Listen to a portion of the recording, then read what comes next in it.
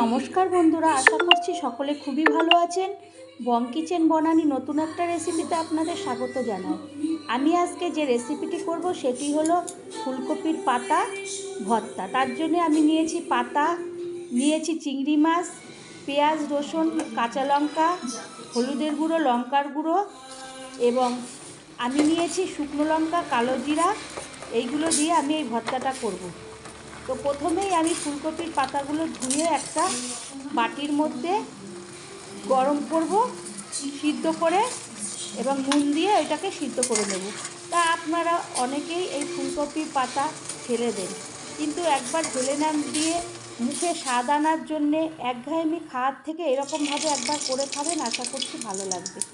এরপরে সিদ্ধ হয়ে গেলে আমি কি করব, কড়াই একটা বসাবো, কড়াইতে তেল দিয়ে দেব, দিয়ে আমি কালো জিরা শুকনো লঙ্কাটাকে প্রথমে ভেজে নেব। তো বন্ধুরা, অনেকেই অনেক রকমভাবে ফুলকপির পাতা ফেলে দেন, কিংবা এরকম একবার করে দেখবেন। এরপরে আমি দিয়ে দেবো চিংড়ি মাছটাকে। তা ফেলে না দিয়ে এইভাবে একবার করে খাবেন, মুখে স্বাদ আসবে এবং আপনি পুরো ভাতের থালা শেষ করে দেওয়ার মতনই একটা রেসিপি। চিংড়ি মাছ, কালো জিরা, শুকনো লঙ্কা ভাজার পরে আমি ভাজবো পেঁয়াজটাকে। তো বন্ধুরা, আমার চ্যানেলটি যদি সাবস্ক্রাইব না করা থাকে প্লিজ সাবস্ক্রাইব করবেন, লাইক শেয়ার কমেন্ট করবেন, পাশে থাকবেন নতুন বন্ধু।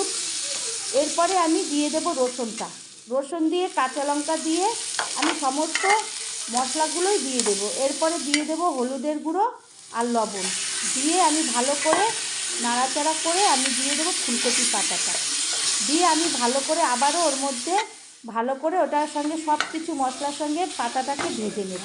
প্রথমে তো সিদ্ধ করে নিয়েছিলাম, তারপরে ভেজে নেব। তো এরকম একটা অল্প সময় অল্প উপকরণে এই রেসিপিটি একবার বাড়িতে করে দেখবেন। আশা করি আপনার বাড়ির সকলেই খুব আনন্দ করে এই খাবারটি খাবে। এরপরে আমি একটা মিক্সিং জারের মধ্যে সমস্ত জিনিস তুলে নিয়ে নেব চিংড়ি মাছ, ফুলকপি পাতা, পেঁয়াজ, রসুন, শুকনো লঙ্কা, কাঁচা লঙ্কা নিয়ে আমি একটা মিক্সিং জারে ওটাকে মিক্স করে নেব। তো বন্ধুরা, আমার এই রান্নাটি যদি ভালো লাগে পাশে থাকবেন, সাথে থাকবেন। ধন্যবাদ।